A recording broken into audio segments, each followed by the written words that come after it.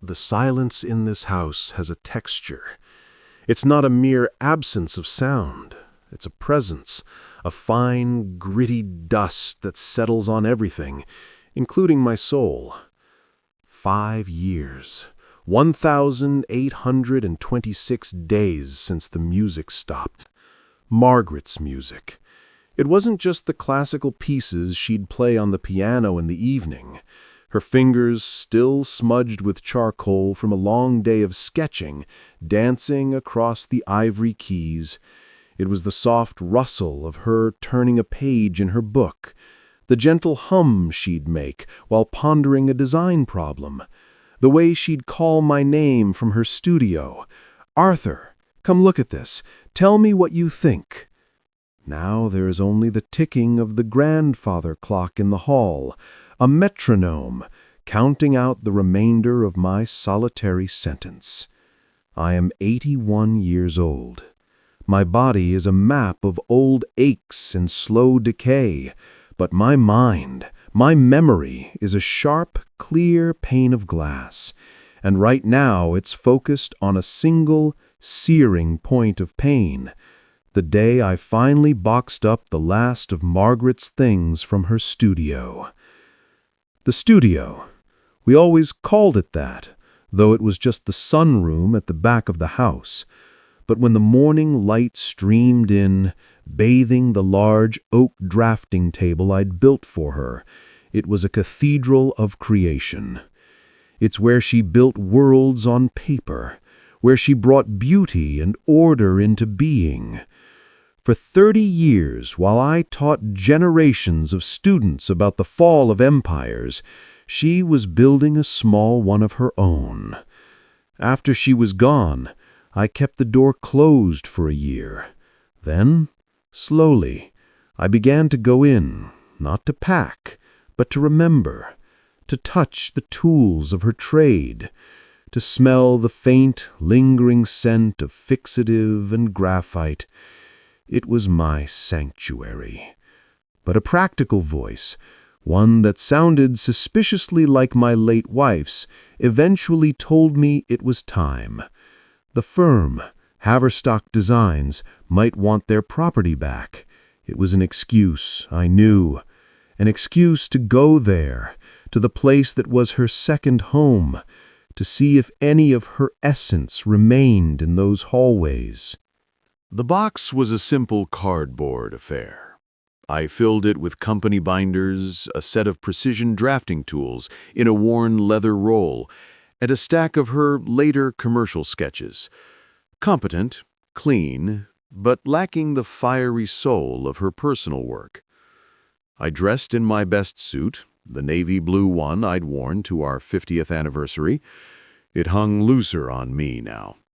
I polished my shoes. This was a pilgrimage. The drive to the Haverstock office was a journey through a ghost landscape. I passed the little bistro where we'd have lunch on Saturdays, the park where we'd walk our old Labrador, Sam. Every corner held a memory, a tiny sharp shard of a life that was no longer mine. The office itself was in a refurbished brownstone, a place that had always felt more like a home than a business, largely due to Margaret's influence.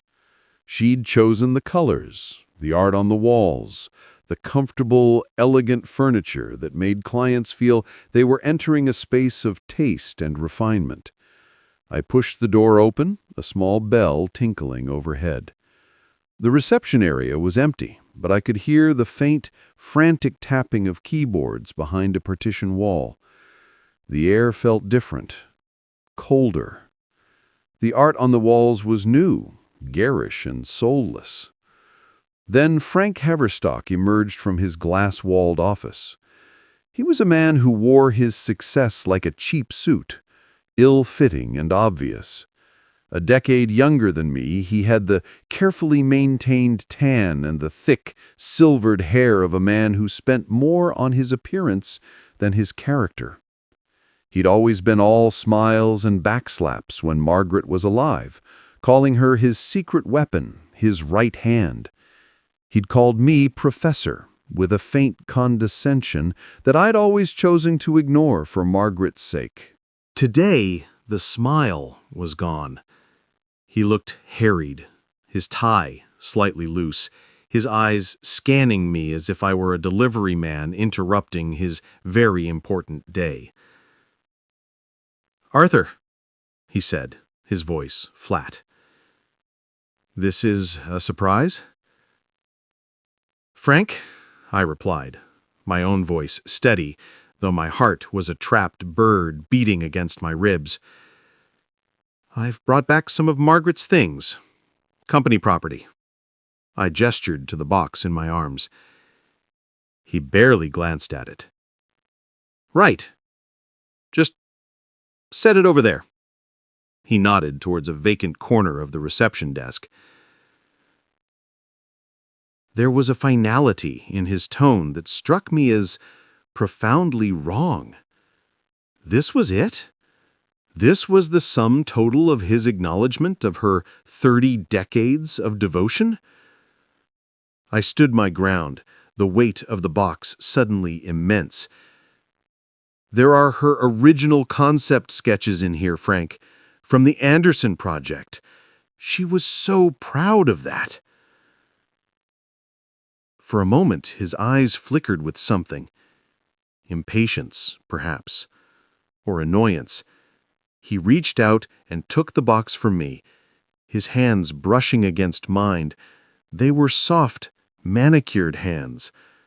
Margaret's hands, in her final years, had been marked with the gentle ridges and calluses of a life spent creating.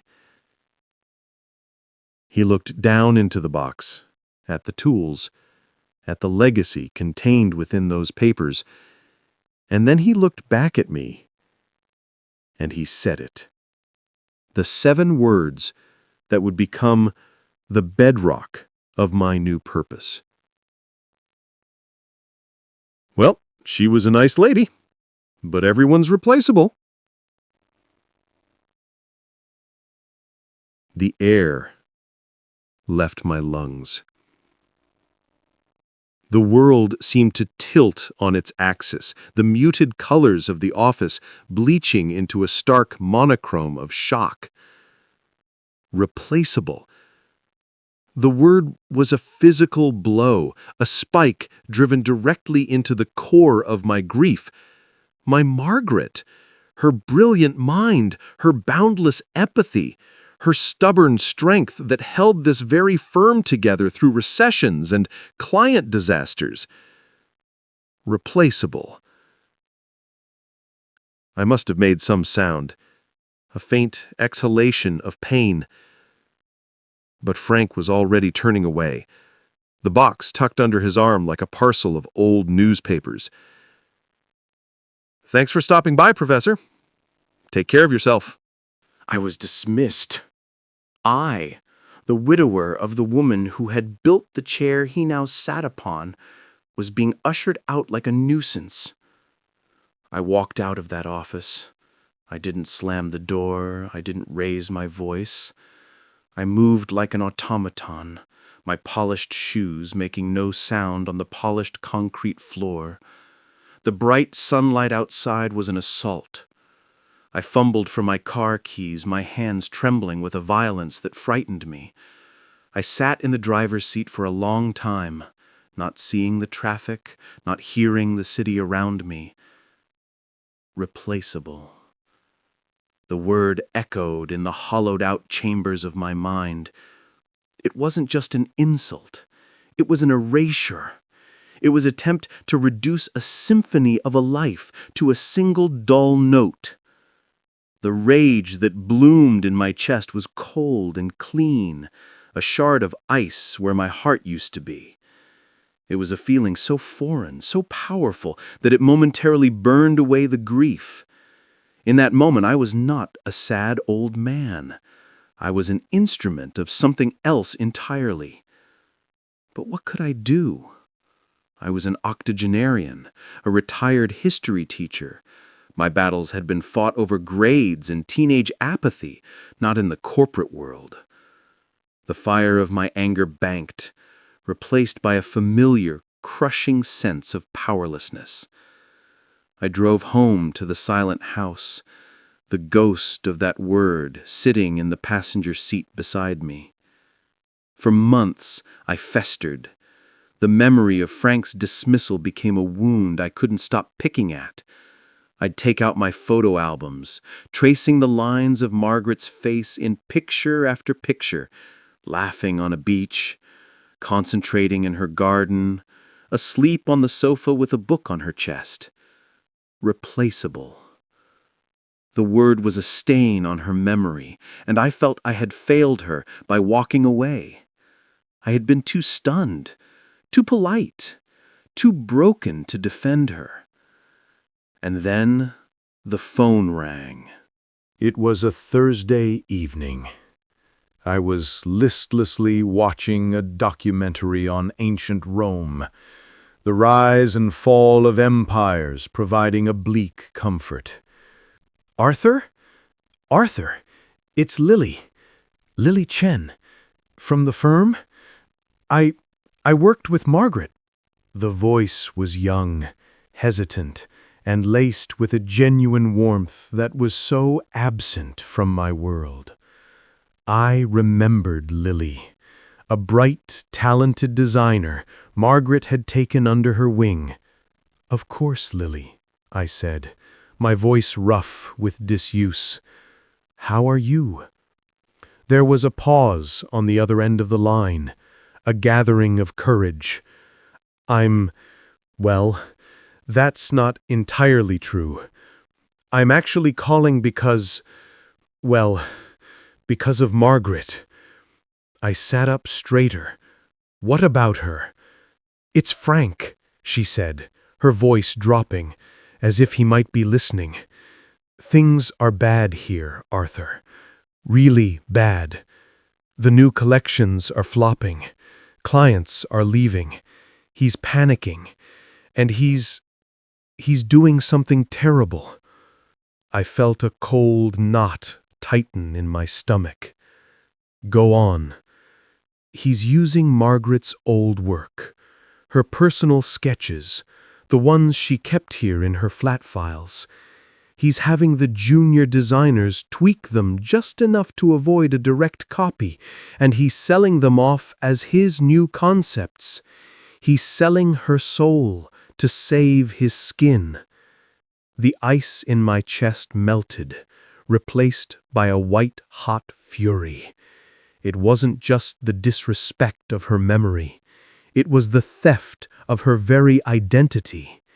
He had called her replaceable, and now he was proving that the only thing of value left was what she had created. He was cannibalizing her legacy to prop up his own failure. But this time, the fury did not devolve into powerlessness. This time, it crystallized into a single, sharp, undeniable purpose. "Lily," I said, my voice suddenly clear and strong, the voice I used to use when outlining a complex thesis to a classroom of students. "Thank you for telling me. Can you be careful? Can you document this? Quietly?" I think so," she whispered, sounding surprised by my tone. "I have photos of some of the original sketches next to the new designs he's presenting." "Good. That's very good. Don't do anything that would risk your position, but keep your eyes and ears open." I took a deep breath. "And Lily, this won't stand. I promise you." After I hung up, I didn't move from my chair. The documentary was still playing, images of crumbling marble statues flickering across the screen. All empires fall. They fall from within, from corruption, from greed, from a failure of integrity. Frank Haverstock's empire was small, but its fall would be just as absolute. I knew what I had to do. I stood, my old joints protesting, and walked to the sunroom. I opened the door and flicked on the light.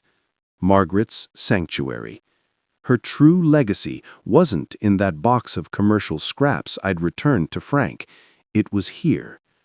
I went to the large, flat file cabinet in the corner. The bottom drawer, the deepest one, was heavy. I pulled it open.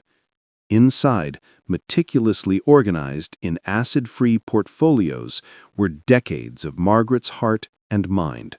Her original sketches, not the sanitized versions presented to clients, but the raw, beautiful, explosively creative concepts. Flowing gowns inspired by Art Nouveau, sharp architectural suits influenced by Frank Lloyd Wright, playful patterns drawn from nature. Every single one was signed in her elegant script in the bottom right corner. M. Thompson. And next to her signature, a date. And I remembered something else. Early in her career, after a scare where a freelance illustrator had his work stolen by a major magazine, Margaret had become fiercely protective of her intellectual property. She had, on my insistence, formally copyrighted her most significant personal works. She'd called it a silly hassle at the time, but I, the historian, had preached the importance of documenting one's creations. It's your legacy, my love. You must protect it. I pulled out one of the portfolios and carried it to her drafting table. I opened it. There she was. In every confident line, in every delicate shade of graphite. This was not a replaceable person. This was an artist. This was my wife. And Frank Haverstock was about to learn that the dead can wield a far more powerful vengeance than the living. The days that followed were a strange inversion of my old life. For 50 years, my purpose had been to dissect the past, to understand the forces that shaped human events. Now, I was actively shaping one. My study, once filled with old books and the quiet contemplation of long-dead civilizations, became a war room. I spread Margaret's portfolios across my large oak desk, pushing aside stacks of student essays I could no longer bear to reread. Each sketch was a revelation, not just of her talent, but of her mind. I saw the notes in the margins. Too restrictive. Client will hate this, but it's right.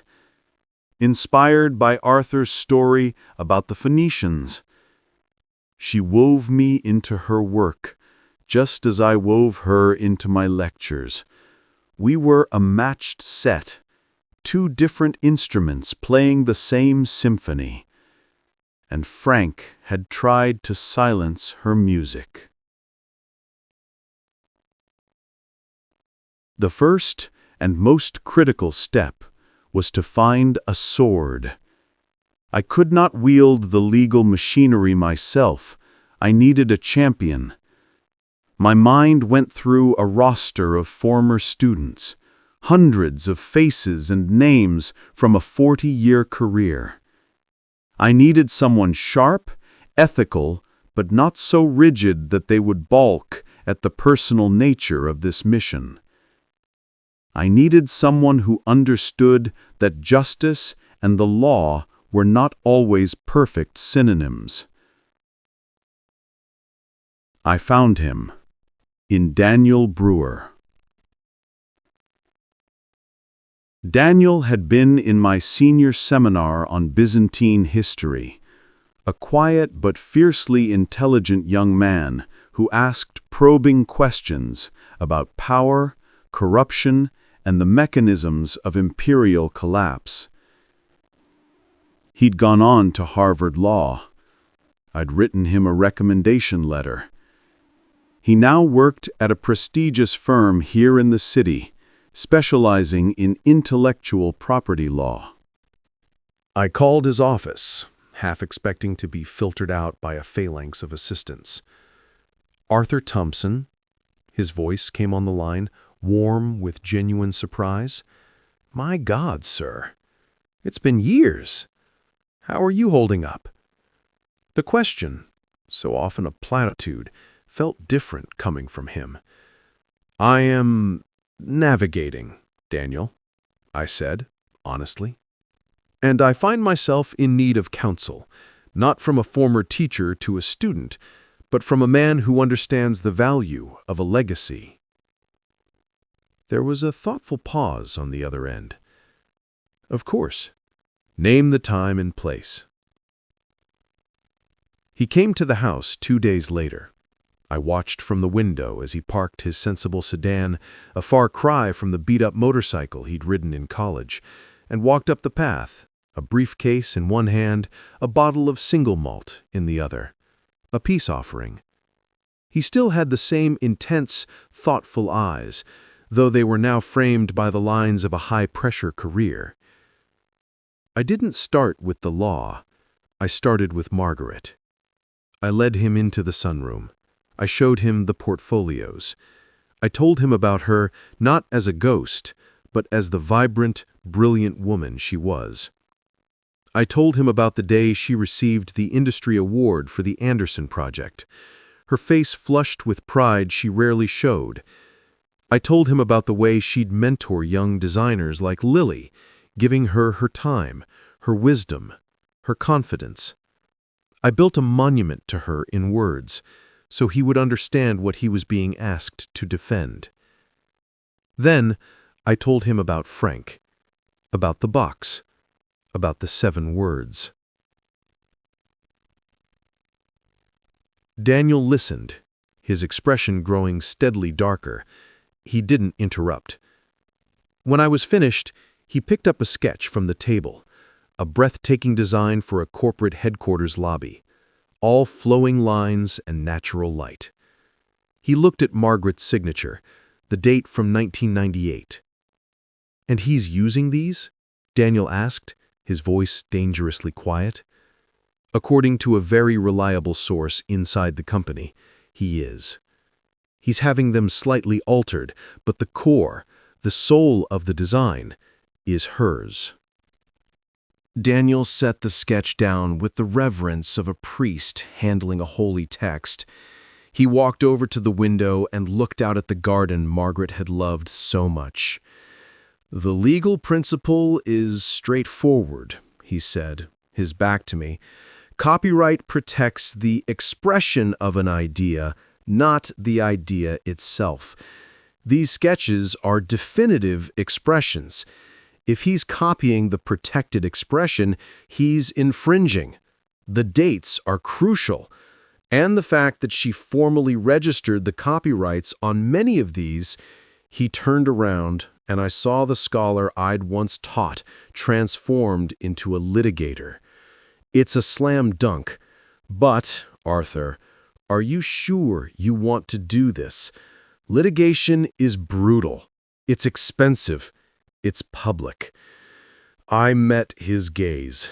The cold, clean rage was back. "Daniel, for 5 years I have done nothing but remember. I have been a curator of a museum with only one visitor. Frank Haverstock didn't just steal from my wife, he spat on her grave. He called the most irreplaceable person I have ever known replaceable. This is not about money. This is about etching her name in stone, permanently, in a way he can never scrub away. So yes, I am sure. I want to bring the entire temple down on his head." A slow, grim smile spread across Daniel's face. It was the same smile he'd had when he'd brilliantly deconstructed the fiscal policies that led to the fall of Constantinople. "Then let's build the battering ram."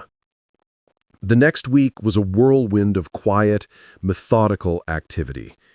Daniel, acting pro bono as a favor he insisted was a moral obligation, drafted the legal documents. We didn't just file a single claim. We filed a systematic, comprehensive copyright infringement lawsuit targeting every single design Frank had stolen, a dozen in all. The complaint was a work of art in itself, a narrative that laid out Margaret's career, her unique style, her protected works, and Frank's desperate, fraudulent appropriation of them. Daniel wove in the testimony Lily had provided, anonymized for her protection, and the photographic evidence she'd risked her job to obtain. The day we filed the suit with the court, I felt a sense of grim finality. There was no turning back. We had thrown the first stone, and now we would wait for the avalanche. It didn't take long. Frank's first response was not a legal document, but a phone call. My phone rang late one evening, the caller ID showing Haverstock Designs. I let it ring 3 times, steadying my breath before I picked up. "Arthur?" Frank's voice was a strained parody of its former condescending smoothness. It was tight, panicked. "What in God's name is this? A lawsuit?" "It would appear so, Frank," I said, my voice calm. I pictured him in his glass office, the walls suddenly feeling very thin. "This is insane! This is betrayal! After everything I did for Margaret!" The audacity of it stole my breath for a moment. "What you did for her? You paid her a salary, Frank. She, in return, built your reputation and your business. The ledger was never in your favor." "This will destroy the company. The bad press alone." "Bad press?" I repeated softly. "I would think the truth is what will destroy the company. The truth that you have no ideas of your own, that you are a parasite feeding on the genius of a woman you deemed replaceable." There was a long silence on the other end. I could almost hear him scrambling, recalculating. The bluster faded, replaced by a wheedling tone. "Look, Arthur, we can settle this, quietly. No need to drag Margaret's name through the mud. I can make this worth your while, a significant licensing fee, a royalty on all future sales." It was the final, ultimate insult. He was trying to buy me off, to turn Margaret's legacy into a line item on a balance sheet. He still didn't understand. "This was never about money, Frank," I said, my voice dropping to a near whisper. "It's about a signature. Her signature. You tried to erase it. I am merely making it permanent." I hung up the phone. My hand was shaking, but my soul was still. The battle lines were drawn. The story broke in the Business Tribune 2 days later. Daniel had a contact there, and we agreed a controlled, accurate leak was better than wild speculation. The headline was everything I could have hoped for, and more. Haverstock Designs accused of pilfering work from deceased architect. The article was devastating. It detailed the lawsuit, quoted from the heartfelt and damning complaint, and included a beautiful professional photo of Margaret from her heyday, her eyes bright and intelligent. It painted a picture of a loyal, brilliant employee betrayed by a greedy, talentless boss. It called the allegations a profound violation of trust in the design community. The fallout was immediate and catastrophic for Frank. Lily called me, her voice trembling with a mixture of fear and exhilaration. "It's chaos here, Arthur. The phone hasn't stopped ringing. 2 of our biggest clients, Anderson and Greystone, have already sent termination letters. They cited ethical concerns. The others are sure to follow. The staff is in a panic. Frank locked himself in his office. He's been screaming at everyone." I thanked her and hung up. I felt no joy, only a deep, solemn satisfaction. The first stones of his empire were beginning to shake loose. The historian in me recognized the pattern: the overreach, the internal rot, the external pressure. The collapse was inevitable. But I wasn't done yet.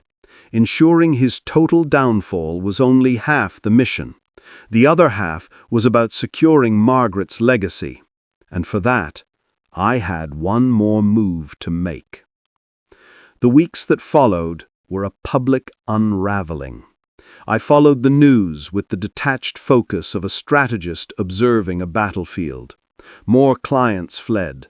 The local art and design journals picked up the story, each article digging Frank's grave a little deeper. His reputation wasn't just damaged, it was annihilated. In an industry built on trust and originality, he was now a pariah. Daniel was a force of nature. He navigated the legal proceedings with brutal efficiency. Frank's lawyers, clearly outmatched and representing a sinking ship, offered settlement after settlement. Each one was more desperate than the last. They went from offering a lump sum to a share of the company, to finally a complete surrender. Frank would admit to the copyright infringement, issue a public apology, and pay substantial damages. All we had to do was make the lawsuit go away. But we held firm. Daniel and I agreed, no settlement. We wanted a full, public, legal victory. A judgment on the record that would forever cement the truth. We wanted a judge to look at Margaret's work, look at Frank's copies, and declare, for all the world to see, that he was a thief. The pressure was too much. Faced with mounting legal fees, a client roster of zero, and a reputation in tatters, Frank had no choice. He put Haverstock Designs up for sale. The vultures circled, but the company was toxic. Its assets were its name, now muddled, and its portfolio, now proven to be largely stolen. Its value plummeted. This was the moment I had been waiting for. I invited Lily to the house. She arrived looking older, wiser, the youthful hesitancy in her voice replaced by a firm resolve. She had, bravely, stayed with the firm through the chaos, becoming the de facto manager as others jumped ship. "Lily," I said, pouring her a cup of tea in my study. The portfolios of Margaret's work were still spread across the desk like a general's maps. "What happens to the firm now?" She sighed, the weight of the past months evident on her face. "The bids are pathetic, Arthur. A rival firm offered pennies just for the client list, which is practically worthless now. Another offered to buy the physical assets, the furniture, the computers. Frank is desperate. He'll take anything." I nodded slowly. "And what if—" I began, choosing my words with care. "What if someone were to buy it who believed in Margaret's vision? Someone who wanted to restore its honor, to build it back up based on the principles she stood for: quality, integrity, originality?" Lily looked at me, her eyes narrowing in confusion. Who? Who would do that? And with what money? "You would, Lily." The silence in the room was absolute. She stared at me, her teacup frozen halfway to her lips. "Me? Arthur, I'm 29 years old. I have some savings, but not nearly enough to buy a company, even a failing one." "The damages from the lawsuit," I said quietly. "The court will award them to me as the executor of Margaret's estate. It will be a significant sum, more than enough to make a winning bid for the carcass of Haverstock Designs. I will loan you the capital, a long-term, interest-free loan. You will buy the company. You will fire Frank Haverstock, and you will rename it." Her eyes widened, filling with tears that she rapidly blinked away. "Rename it what?" "Thompson Design," I said, the words feeling like a sacred invocation. "In her memory. You would be the CEO, the creative director. You would build it back not on stolen glory, but on the foundation Margaret always intended.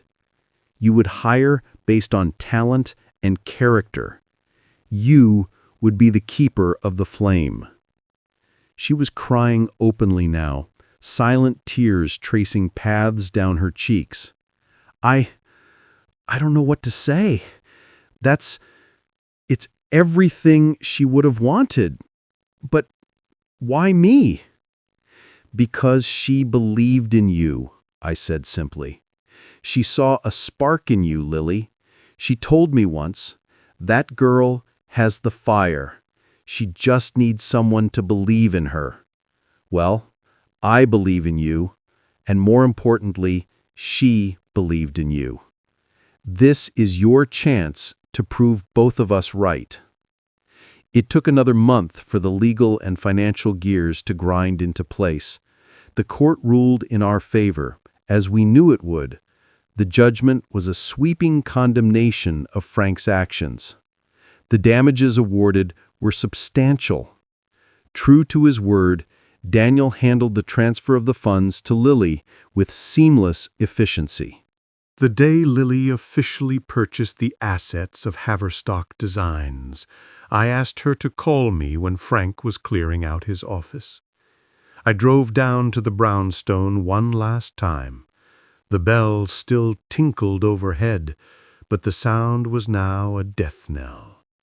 The office was mostly empty boxes. Lily stood in the center of the room, a look of fierce possession on her face. She pointed a thumb towards Frank's old office. He was in there, a broken man. The silvered hair was disheveled. The tan had faded to a sickly pallor. He was shoving the remnants of his ego, a few awards, a fancy pen set, into a cardboard box. He looked up as I appeared in the doorway. The hatred in his eyes was a physical force. "You," he spat. "You did this. You destroyed me." I leaned against the doorframe, feeling every one of my 81 years, but also a strength I hadn't felt in a decade. "No, Frank, you did that yourself the moment you decided that integrity was negotiable. The moment you forgot that the people who work for you are human beings, not disposable assets. You built your house on sand. I just waited for the storm." He slammed a framed certificate into the box, the glass cracking. "It was just business. Everyone does it." That is the lament of every mediocre man on the way down. But no, not everyone does it. Margaret didn't. I looked around the office at the empty space that had once hummed with her energy. You turned it into a tomb for your own avarice. He shouldered past me, box in his arms, not meeting my eyes. "Enjoy your victory, old man." "It's not my victory," I said to his retreating back. "It's hers." He left without another word, the door closing behind him with a soft, final click. I walked over to the large window that looked out onto the street. I watched him get into his expensive car. A man who had lost everything that gave his life meaning. There was no triumph in it, only a bleak confirmation of the moral calculus I had always believed in. Lily came to stand beside me. "He's gone." "Yes," I said. "Now the work begins." The transformation of the firm was a slow, deliberate process. Lily was magnificent. She let go of the cynical staff who had enabled Frank, and she hired a new generation of bright, idealistic designers. She had the garish art taken down, replacing it with prints of Margaret's original sketches, beautifully framed. The first thing she did was commission a new sign for the front of the brownstone. The day it was installed, she called me and asked me to come down. I stood on the sidewalk, the old autumn sun warm on my face. The old brass Haverstock design sign was gone. In its place was a simple, elegant slate sign with clean white lettering. Thompson Design. Beneath it, in smaller script, it read, Founding Spirit, Margaret Thompson. I looked at that sign for a long time. The cold shard of rage that had lived in my chest for over a year finally, completely, melted away. It was replaced by a profound, aching peace. The silence in my house would still be there, but it would no longer be filled with the grit of grief and powerlessness. It would be filled with this, with the knowledge that her name was now etched in stone, her legacy given a second chance to flourish. I didn't do it out of hate. I had told myself that from the beginning, and standing there, I knew it to be true. I did it out of love, a love that death could not extinguish. Frank had said everyone was replaceable, but my wife, even from the grave, had built something he could never take, and in doing so had proven him utterly, completely wrong. The story doesn't end with the new sign, though that was its most cinematic moment. Life, I have learned, is made not of crescendos, but of the quiet music that follows. The music in the house changed. The silence was still there, but it was no longer an enemy. It was a companion. It was the space in which I could remember her without the sharp, jagged edge of injustice. Lily became a regular visitor. She'd come by on Sunday afternoons, often with a portfolio of her own, seeking my counsel just as Margaret once had. She never made a major decision without running it by me first. What would Margaret think, she'd ask, and we would talk it through, piecing together the answer from our shared memory of her. In those moments, I wasn't a vengeful widower. I was a mentor, a guardian. I had a purpose again. Thompson Design, under Lily's fierce and principled leadership, began to thrive. It wasn't an overnight success. It was a slower, more honest build. She refused to compromise on quality, and she championed the young designers, fostering their talent just as Margaret had fostered hers. They began to attract clients who valued integrity over flash. Within 2 years, the firm was not just solvent, it was respected. A quiet powerhouse known for its ethical backbone and its stunning, original work. One spring morning, Lily came to see me, her face alight with a specific kind of excitement. She laid a brochure on my kitchen table. It was a prestigious design award, one Margaret had always coveted but never won.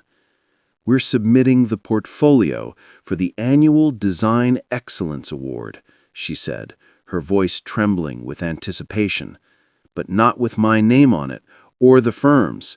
We're submitting it under her name, a posthumous Lifetime Achievement Award for her body of work and its enduring influence. I looked at the brochure, at the bold official logo. My vision blurred. I could only nod, my throat too tight for words. Months later, I found myself putting on my navy blue suit once more, the one I'd worn to our anniversary and to my fateful meeting with Frank. This time, it was to attend the award ceremony. Lily insisted I come as her guest of honor. The hall was vast, filled with the beautiful and the powerful of the design world. I felt out of place, an old academic amidst this sea of chic modernity. But when the presenter, a revered critic, took the stage and began to speak about the award for lifetime achievement, the room fell silent. This year we honor not just a designer, but a legacy, the critic began, her voice echoing in the hushed space. We honor our artist whose work was defined by its profound humanity, its intellectual rigor, and its timeless beauty. A woman who believed that design was not a service, but a sacred trust. Her recent posthumous recognition is the result of a campaign by her protégé, Lily Chen, to ensure that her name is never again forgotten. She spoke of Margaret's early influences, her groundbreaking work on the Anderson Project, her mentorship. She spoke of the lawsuit not as a scandal, but as a testament to the enduring power of her original vision. On the large screen behind her, Margaret's sketches flickered to life, one after another, in all their glorious, unadulterated beauty. And so it is with immense pride that we award this year's Lifetime Achievement Award to the late, great Margaret Thompson. The applause was thunderous. It wasn't polite. It was a roaring, standing ovation. Every person in that hall was on their feet. Lily, sitting beside me, squeezed my hand, her face wet with tears. I stood, my old knees protesting, my heart feeling too large for my chest. I didn't see the crowd. I saw her. I saw her at her drafting table, bathed in morning light. I saw her laughing in the garden, covered in dirt. I saw her asleep on the sofa, a book on her chest. I saw all of it, every precious, irreplaceable moment. They presented the award to me. I walked slowly to the stage, the spotlight making me blink. The critic shook my hand and placed the heavy crystal obelisk in my arms. I turned to the microphone. The crowd quieted, looking up at this old man holding a piece of his heart made solid. I looked out at them, at the sea of faces, and I saw, for a fleeting second, Frank Haverstock's face in my mind's eye, broken, bitter, and utterly forgotten.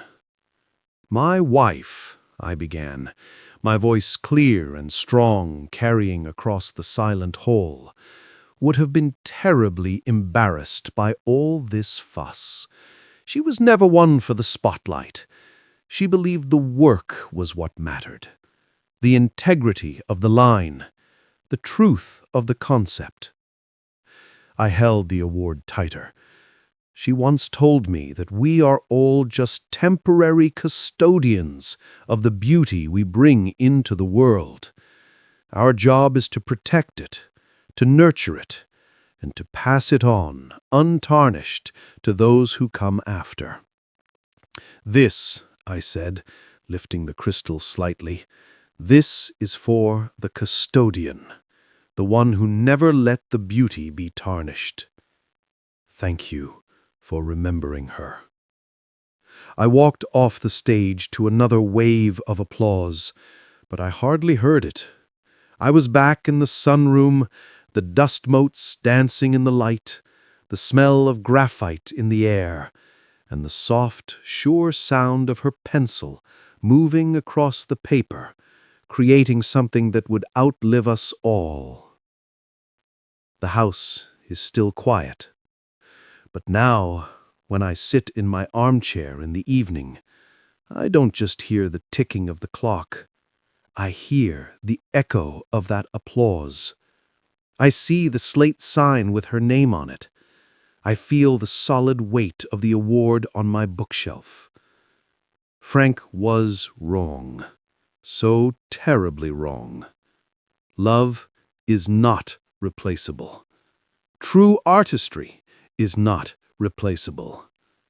A legacy built on integrity is not replaceable. And the memory of a good woman defended by the man who loved her can, indeed, outlast every empire and silence every critic. I pick up my book, the biography of a king long turned to dust, and I begin to read. The silence is no longer empty. It is full of her.